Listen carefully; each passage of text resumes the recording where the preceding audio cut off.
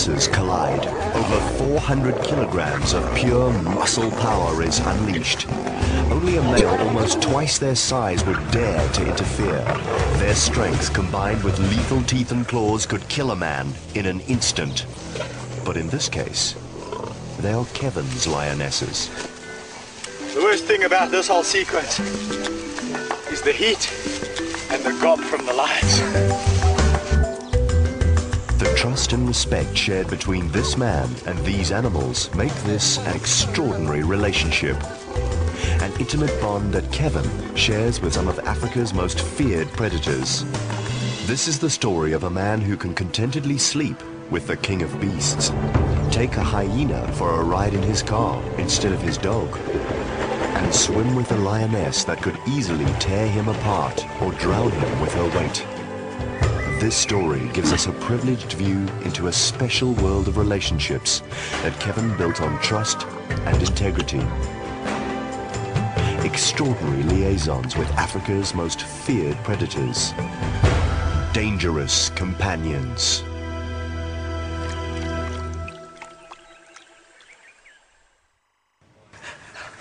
Kevin Richardson worked as an exercise physiologist, but his passion was for animals. He was born with a special talent for understanding and communicating with them. Ever since I was a young boy, I had an incredible fascination for animals. Any size, any animal. Crickets, birds, reptiles, and of course mammals. As I grew older, the animals grew bigger. And bigger. And increasingly more dangerous.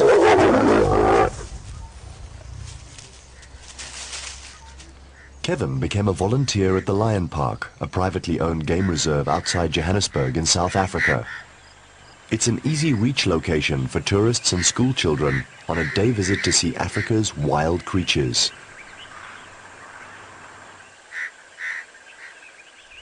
At first, Kevin was happy to just play and care for any of the animals.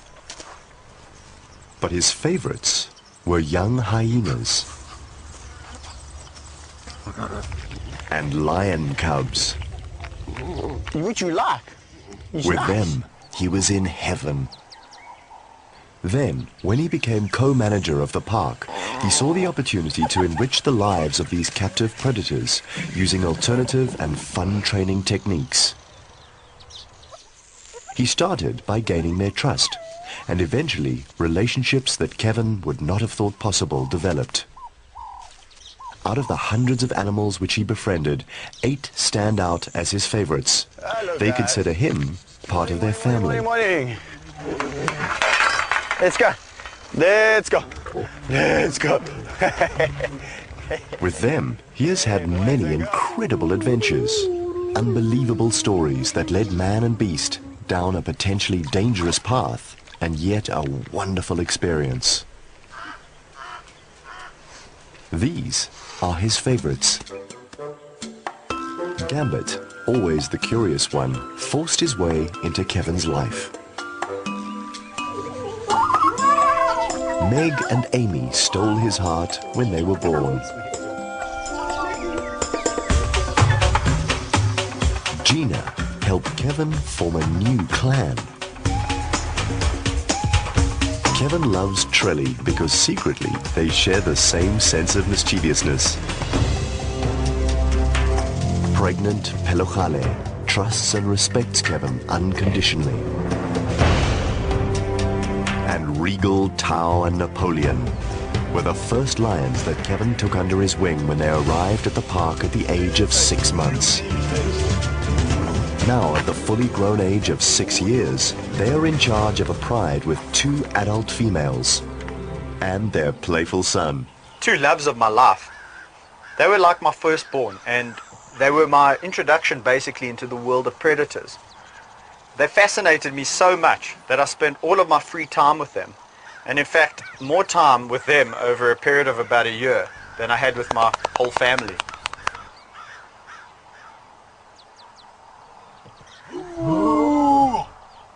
By the time they were about a year old, I realized by now I must be part of this brotherhood. And what amazed me even more than that was the fact that they exhibited such a gentle traits with me, but with each other were extremely boisterous.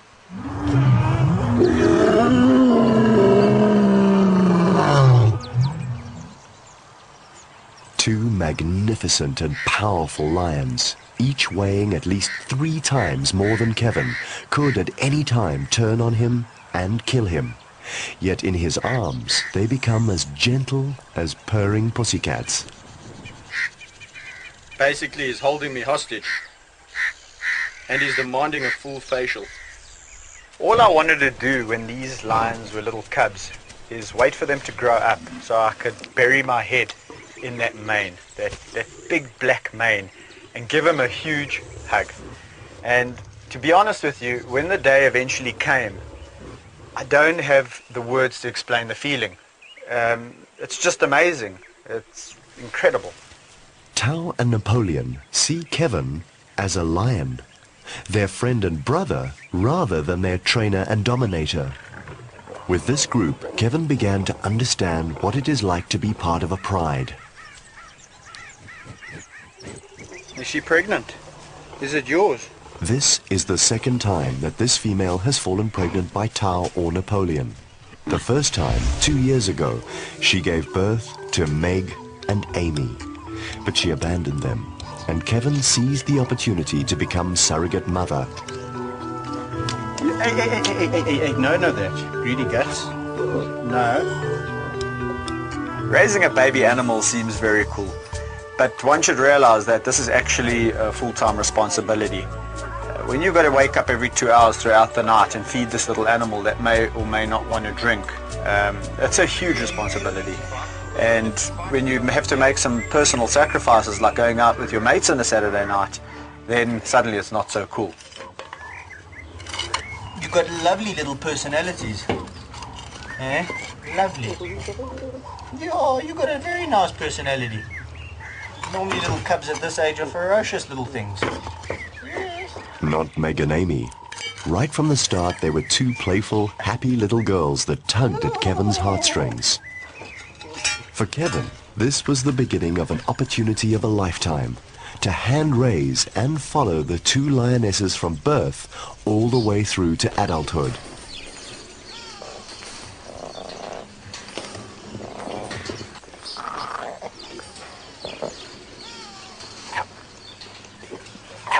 Hey, it's a clever girl. Go and get your food.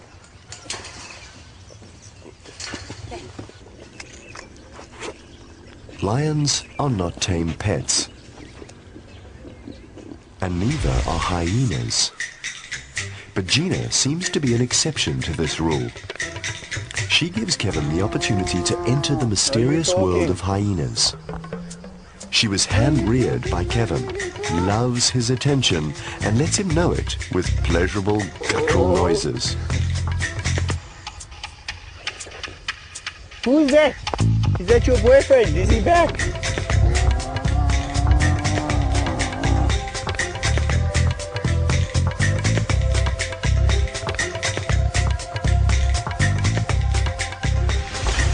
Trilly, Gina's boyfriend, is Kevin's soulmate. If ever man and beast could have such a close relationship.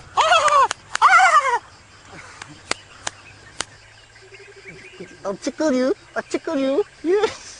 I'll tickle you pink. I'll tickle you pink. Yes, you... Oh, ow, ow, yeah. Oh, I'll pat you back.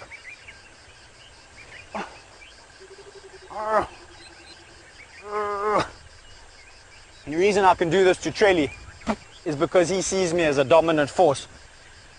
He does see me as one of the nicer dominant forces because I don't really hurt him.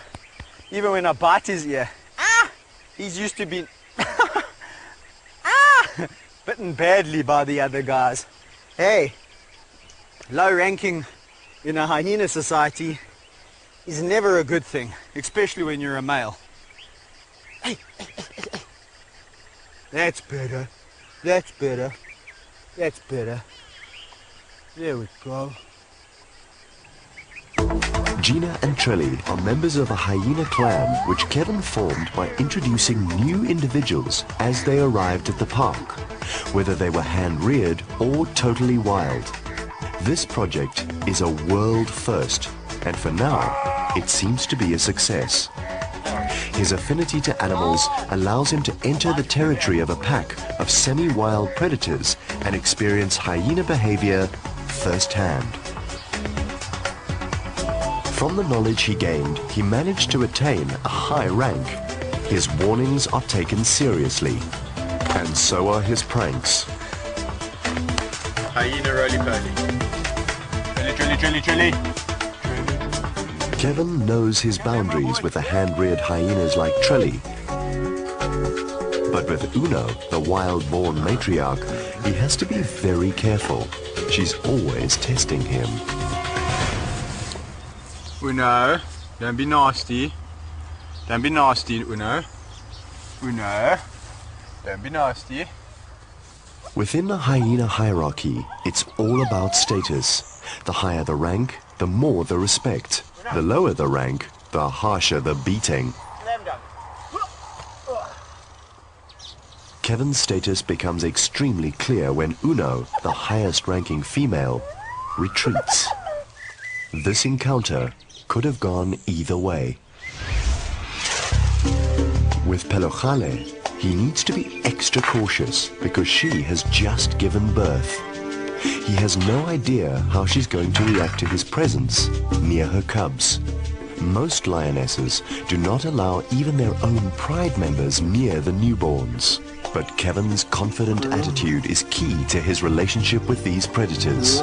His projected self-assurance and calmness somehow allow him to enter into their world. Kevin is surprised to see that she responds to him, as she's always done before. This gives him faith that if he enters her enclosure, she will not maul him. On the contrary, she seems to enjoy his visit. Hey, what a nice morning. What a nice morning. Nice morning.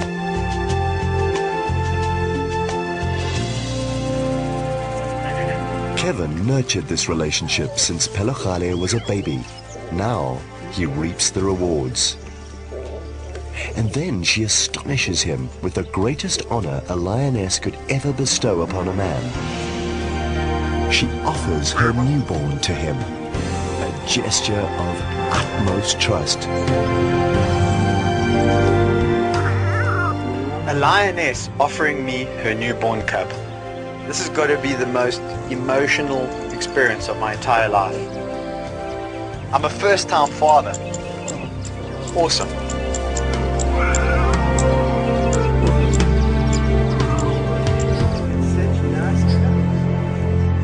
Then she goes back to her mothering duties. Feeding the little ones. They need to drink at least half a liter a day. And licking them to stimulate bowel movement.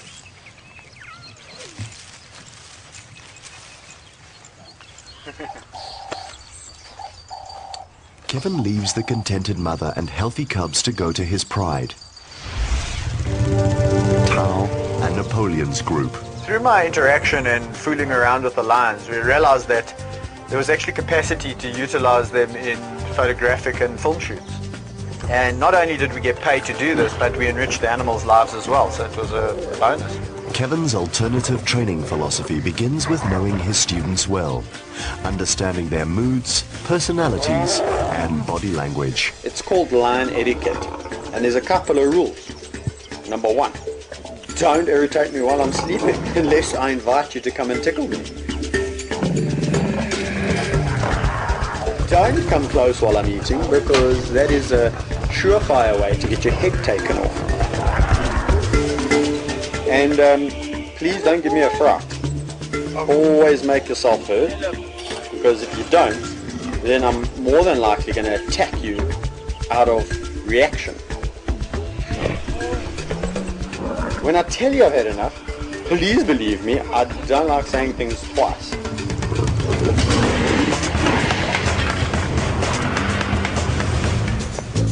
Kevin's technique uses no whips or intimidation. His schooling is simply a game. All cubs stealing it from you, girl. tires stimulate lions just as a ball of wool keeps a cat entertained. It also brings out the different characters, the team players like Napoleon, and the outsiders like Tao. Oh, not the camera, not the camera. I was warned by many people that the one with the clear eyes shouldn't be trusted and was unpredictable. But Tao proved them wrong. He's turned out to be one of the best lions we've got at the lion park. Tao has piercing eyes that seem to burrow through your soul. He's stubborn and not always wanting to play along.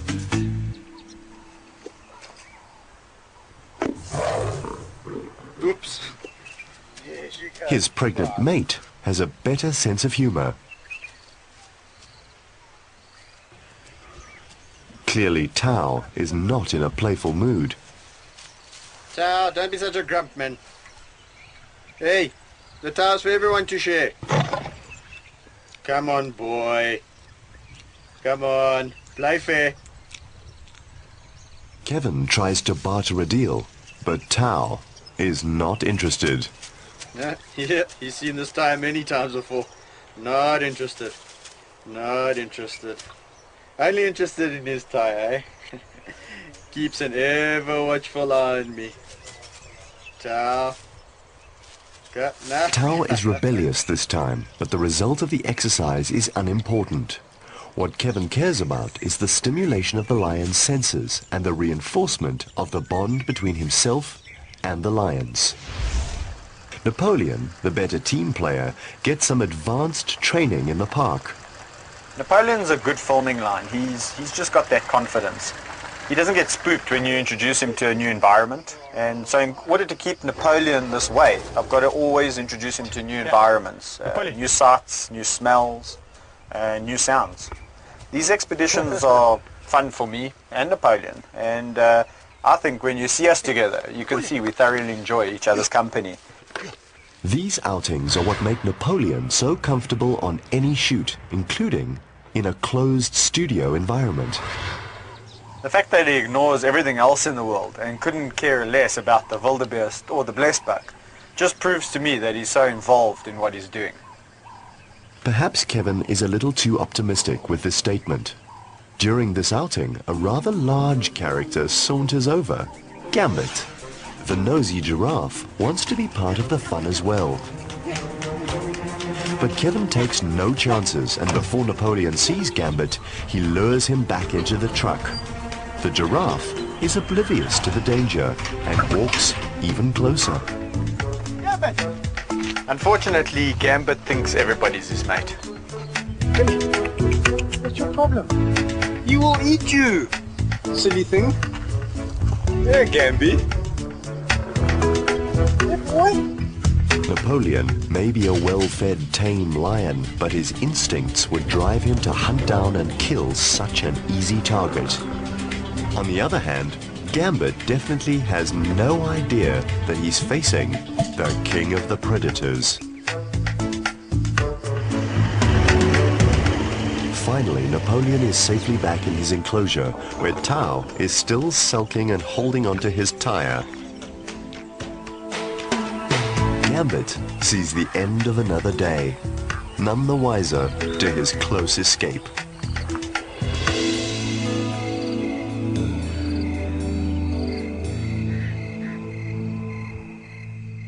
When a call comes in for a commercial shoot in need of two majestic lions sitting in the sunset, Kevin has the perfect actors lined up and the schedule and procedure well planned.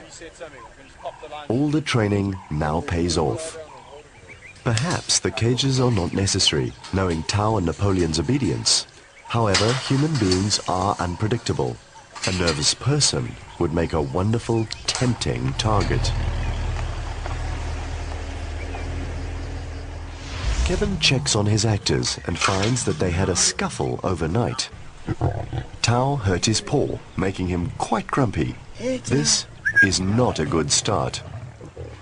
And it doesn't seem to get any easier for Kevin, as even the females are on edge.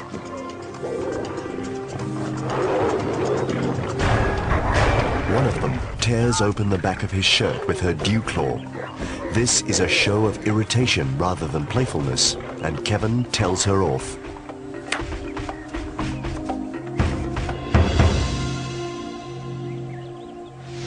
The one lion is limping a bit this morning. Obviously they've had a scrap last night, but I'm sure he's going to be fine.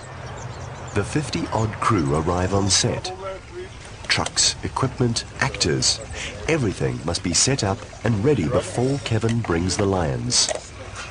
When all's in place, Kevin goes to fetch Tao and Napoleon. But nothing is as simple as the rehearsals.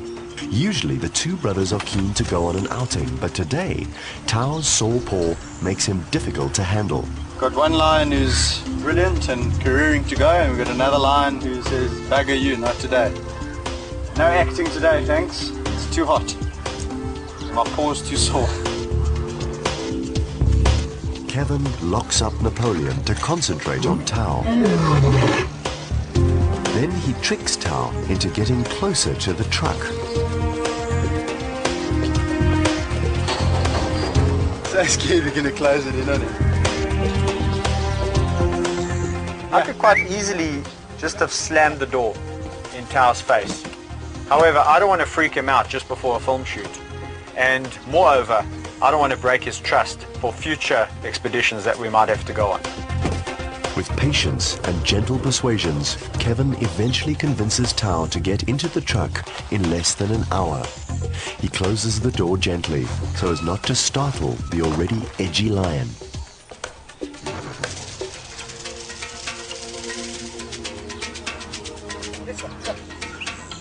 On the other hand, Napoleon gives no trouble at all. As soon as the driver manages to distract Tao to the front of the vehicle, Napoleon leaps in the back.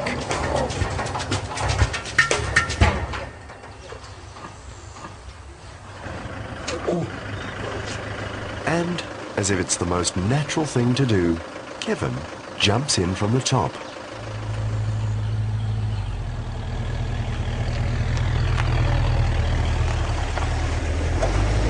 On set, Kevin and his lions make themselves comfortable in their cage.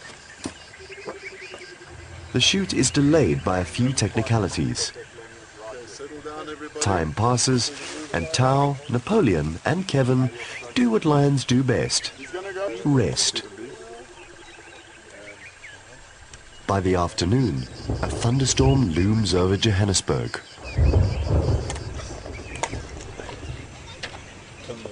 This causes a further delay. Now the sequence will have to be lit. Kevin and the lions sleep away the boredom. Finally, the set is ready. The crew is shut behind bars to safeguard them from the dangerous predators. Eventually, after 6 hours of waiting in their cage, Tao and Napoleon get their chance to show their talent.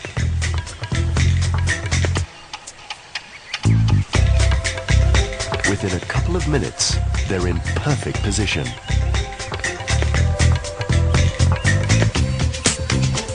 A whole day of preparations for a 30-second commercial. The crew finally pack up. Napoleon eagerly returns into the truck. But Tao's painful paw makes him increasingly grumpy, and he refuses to jump in. Tao's got that stubborn personality, and I think that's why I relate to him, is because he actually reminds me of myself. Napoleon takes the easy ride home. Tao remains behind with Kevin by his side. Two kindred spirits sharing what no average man could ever comprehend. It is during these special moments that Kevin reinforces the bond that he nurtured over his 6 years of work at the Lion Park. To keep this unwritten code of friendship, each animal requires Kevin's utmost dedication, a dedication he perfected by the time Meg and Amy were 6 months. By then, Kevin's relationship with them was better than any relationship he had ever mastered. Oh boy. Okay. Nicely. Nicely. When they were born, they stole his heart. At 6 months, they now reciprocate that love tenfold. And maybe a little too exuberantly.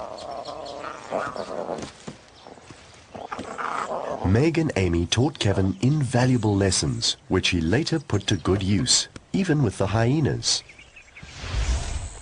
Kevin's predator enrichment program includes several unique approaches. This one shows off his sense of humor. So here at the Lion Park, we get our hyenas to write tests on a weekly basis. And whoever gets the highest mark, they get to go for an adventure out the enclosure in a car. And this week's winner is old Trelly.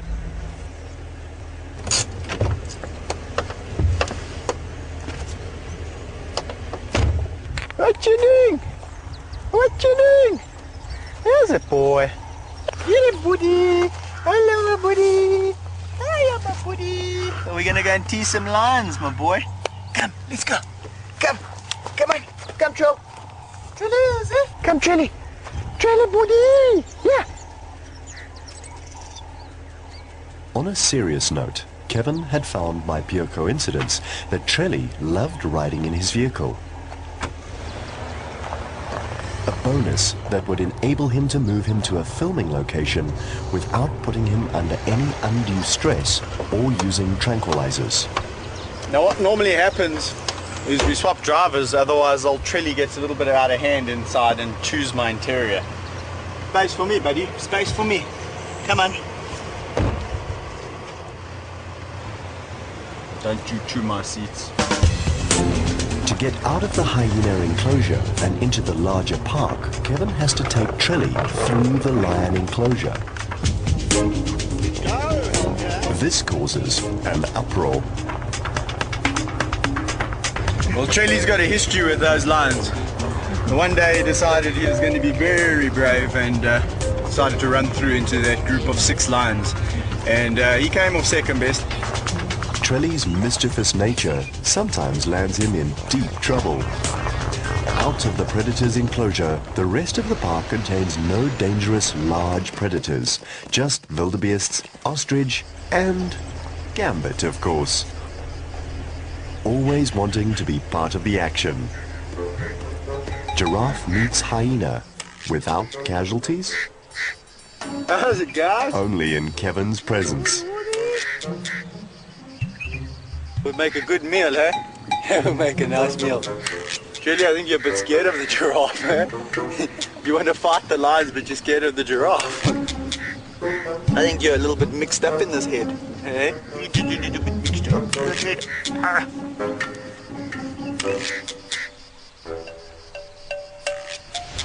These adventures pay off when one day the brief for a hyena that is comfortable in a car arrives. Trelly was perfect.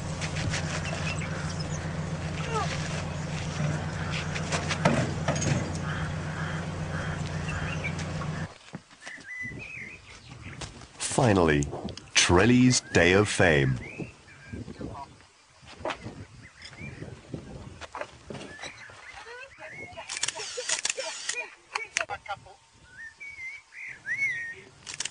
Not only does he get to play, but he gets constantly rewarded with juicy treats. What more could a captive hyena want?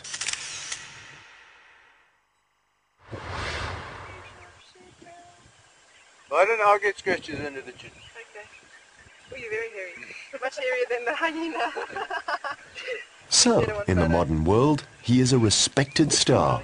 But back in camp, within his clan, it's another story.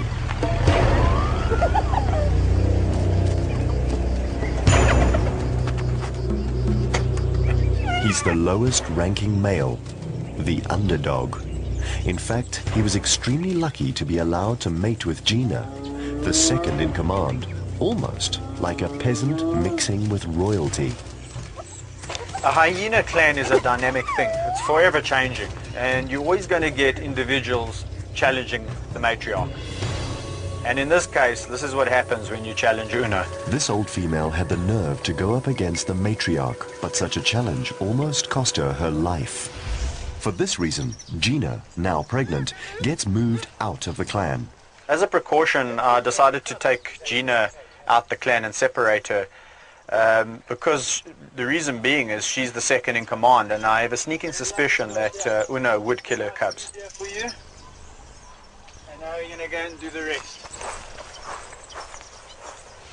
Kevin returns to Pelogale, confidently expecting a friendly response. At first, she is the same as ever. But when she returns towards the den, Kevin notices that her behavior is different. Not happy with something. See that? This is when you've got to learn to read the signs of animals. Today, she's not prepared to share her cubs with Kevin. He wonders why. This is not her usual behavior. Perhaps something could be wrong. She pulls one away from her teat. Then she rolls away from the other three while they're still suckling. She seems irritated with her own cubs, as well as with Kevin, and eventually she forcefully pushes Kevin away. I came halfway in, and all she did was put her head on my stomach and nudge me out. That's holding enough to say, cheers, I've had enough of you. Go.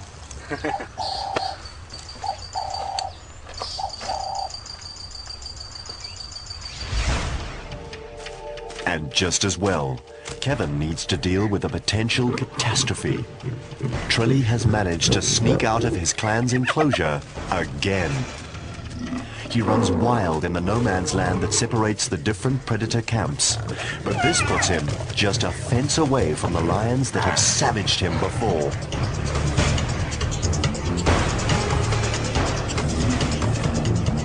Trilly is treading a thin line. The lions see him, and it drives them mad. Kevin thinks quickly. Without hesitation, he picks him up like a dog. It doesn't even cross his mind that he is manhandling an animal with the most powerful jaws in the animal kingdom.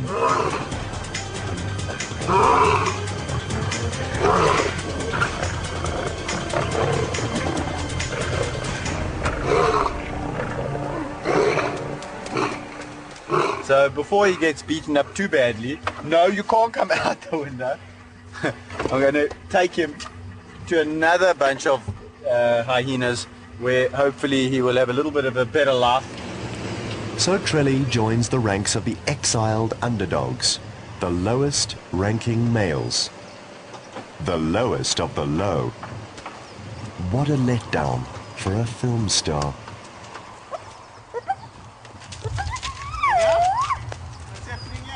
So over here we got the three biggest geek hyenas ever to step foot into the spotted hyena society. And what's actually happened is we've had to separate these individuals one at a time. And Trilly's now the third, the third of the beastie bunch to arrive here. And it's the funniest thing. These guys were all picked on when they were in the clan. And now they think they are the biggest deals alive. It's unbelievable.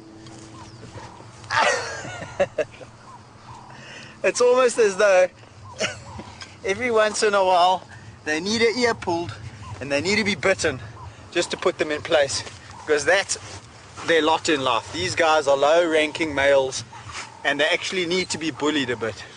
Hey, Henry, you need to be bullied a bit, otherwise you're going to bite my car. Kevin's favorite hyena is now neighbor to Kevin's adored girls, Meg and Amy. By the time they were a year old, they outgrew their baby cage. But they haven't outgrown their fervent love for Kevin. Yes.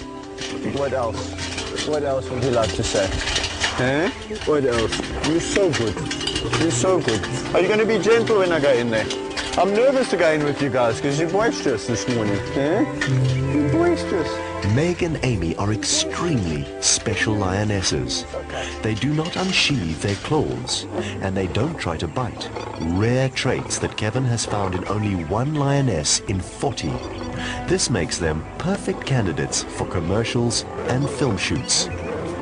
The games they play with Kevin are the same as always. However, the difference now is that they weigh over 85 kilograms and still insist on their usual piggyback. One at a time.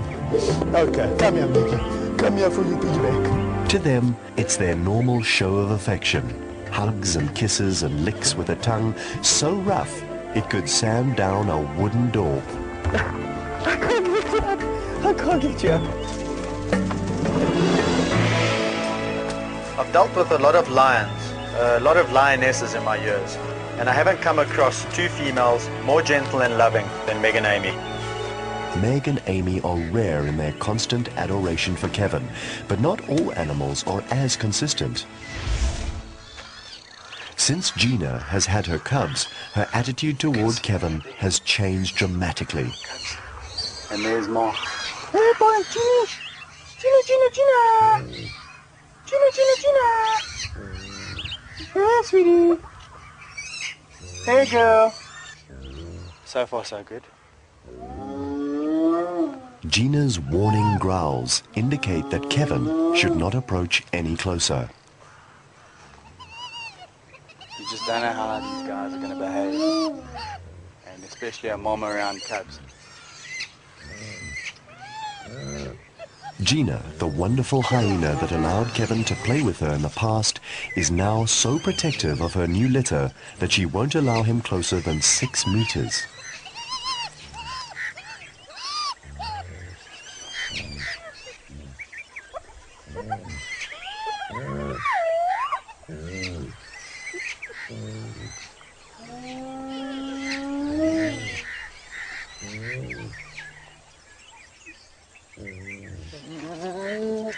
That over there is her saying don't come any closer. She's happy with us at about 6 meters, and I think that's as good as we're going to get today. There is a reason for her hostility. Like lionesses, hyena mothers are renowned for their aggressive protectiveness of their cubs. I think what we're going to have to do with Gina is let her come out and greet me. And if that happens, then we can kind of go back together to the den. But at the moment, it's not going to happen. So we're going to leave old Gina in peace and come back tomorrow. Come on, Kenny.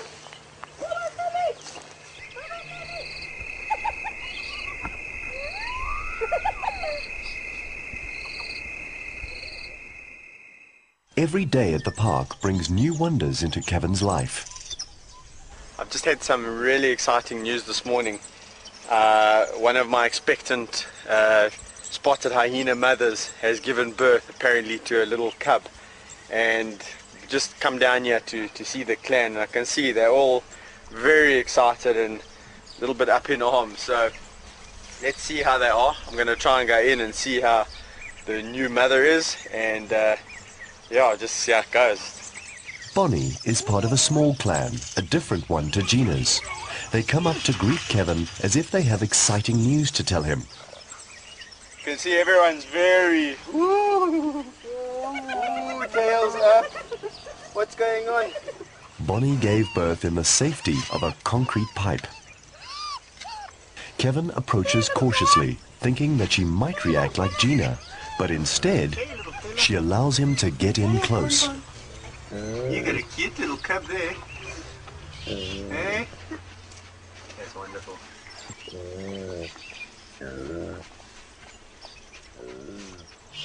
This shows that there are no rules in animal behavior, and no two animals of the same species will react the same way whether they are hand-reared, habituated, or wild. On the contrary, Bonnie is totally relaxed with Kevin, and she doesn't even bother to hide her cub. Kevin leaves Bonnie and her newborn and goes to check on Pelogale, although he's a little apprehensive this time. Hey, Pelog. And when he gets closer, she tenses up. Where are your cubs? I see 1, I see 2, I see 3. Where's the 4th? Where's your 4th? Okay, let me go and check. It's 10 days after the birth of her cubs. Kevin sees only 3 cubs, and Pelokgale seems very agitated as he enters the den. He immediately finds out why. Tragedy has struck in the nursery. Pelokgale, the perfect mother, has maimed and killed the runt of the litter. Her wild instinct has prevailed. In lion society, there is no place for the weak. I gotta say, there's many advantages to my job, but I think this is one of the things I don't really like about my job. I suppose you've got to take the good with the bad. Pelokgale watches as Kevin walks away with the tiny body, her cub.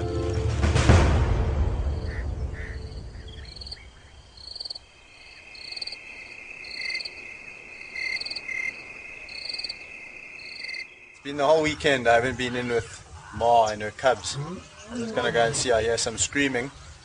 And I heard that on the weekend the one wasn't drinking very well. So we're going to go and see what's going on. Hello, Ma. Oh.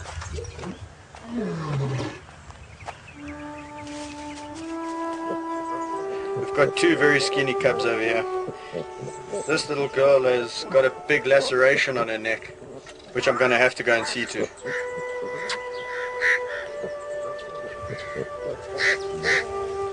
In the wild, this would mean the death sentence for the cubs.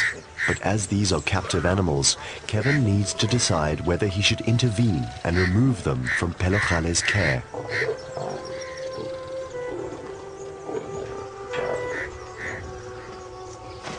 He consults with other experts, and the decision is made to save the cubs from certain death. But this means removing them from their mother. Clearly, Pelokgale is not happy.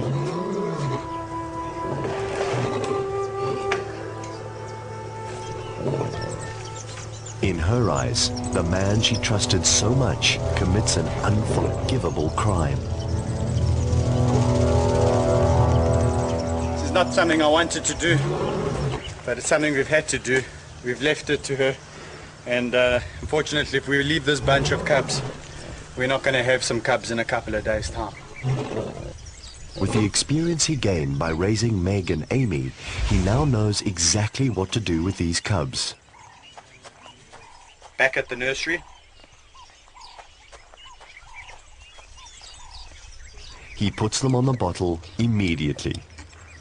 Normally getting cubs of this age up to the nursery, it would take a couple of days before they started feeding. But these guys started feeding immediately, and this is proof that Pelokgale's milk had dried up.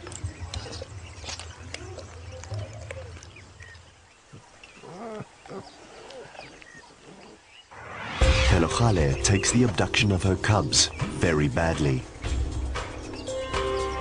The man she trusted has betrayed her, and she lets him know.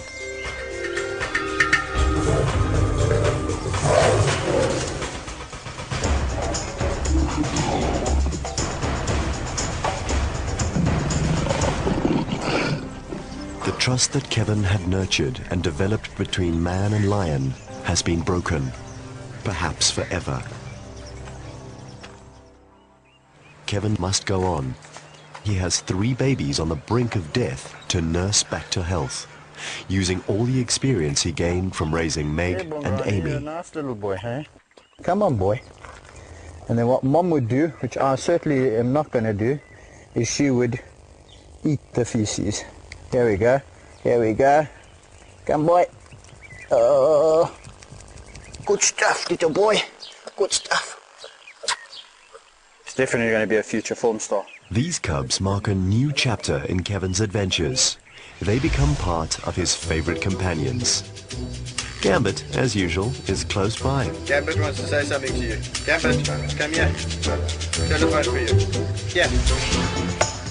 Gina is back to her loving self, but she keeps her cubs hidden from Kevin.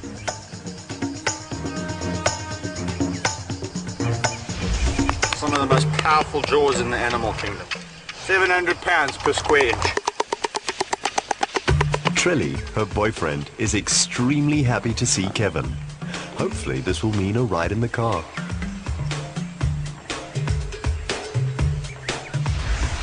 Then he's off to see the two loves of his life, Tao and Napoleon. They've become fathers once more. Their family has increased by 3. After his encounter with Pelochale's wrath, Kevin is relieved that he can leave these 3 cubs under the perfect care of his pride. Perhaps his easy acceptance by the cubs' mother stems from his close relationship with their father. In this pride, he is considered as equal to Tao and Napoleon. He's allowed free range of their enclosure, including the inside of the den where the cubs go to sleep. Even their older brother takes a keen interest in the youngsters. And with this, Tao and Napoleon's legacy of good-natured lions lives on. By the time the 2 old males retire, Kevin will have brought up their youngsters to take over their filming careers. This intimate situation shows the epitome of Kevin's work, his extraordinary abilities to communicate and interact with these powerful predators. Pelochale has been reintroduced into her pride. Without cubs, she'll soon come into estrus. She cautiously goes up to Kevin. Perhaps she is beginning to forgive him. His last stop is Meg and Amy's cage. Come, girlies. He finds it empty. Girls. Where are you guys? Helga? Kevin and his assistant Helga rush off to find his favorite girls. He must get them back. They are unique females. He might never find lionesses like them again.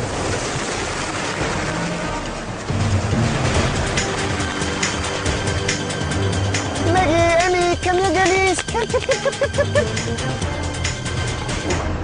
During the crisis of saving Pelochale's cubs, Meg and Amy were accidentally chosen to be taken away for breeding purposes.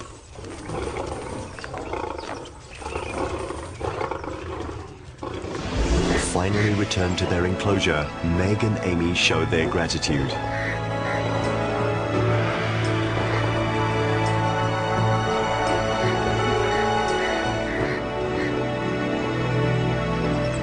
An unusual request comes in for a shot of a swimming lioness. But how does one get a feline scared of water to swim in a dam? Kevin knows that only Meg would be the perfect swimmer,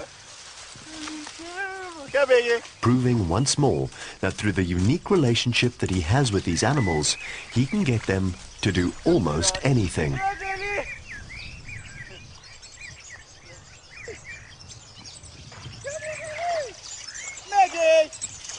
This must surely be the ultimate show of trust between human and feline.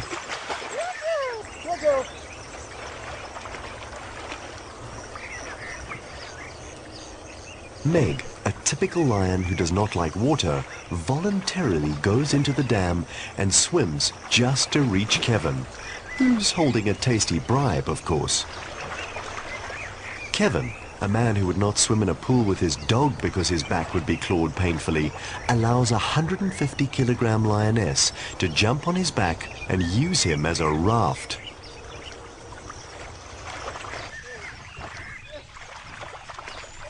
Meg is having so much fun in the dam that she doesn't even notice the bystanders.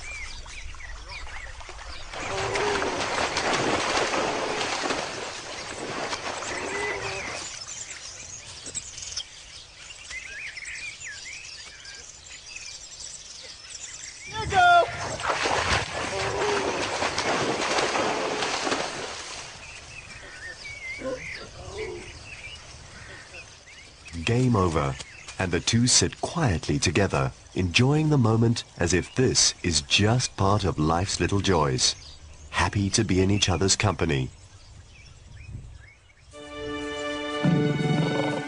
Kevin's relationship with these exceptional lions and hyenas proves that a man with very special insight can gain the trust, affection, and even the admiration of some of the most dangerous predators of Africa.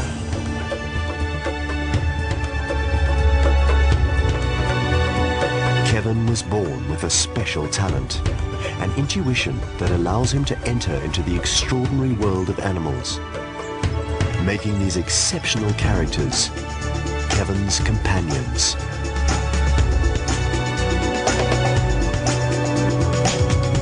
My journey with these majestic animals, both the lions and the hyena, has led me down some absolutely amazing pathways. And if this is what it's been like up until now, I can only imagine or try and imagine what the future holds.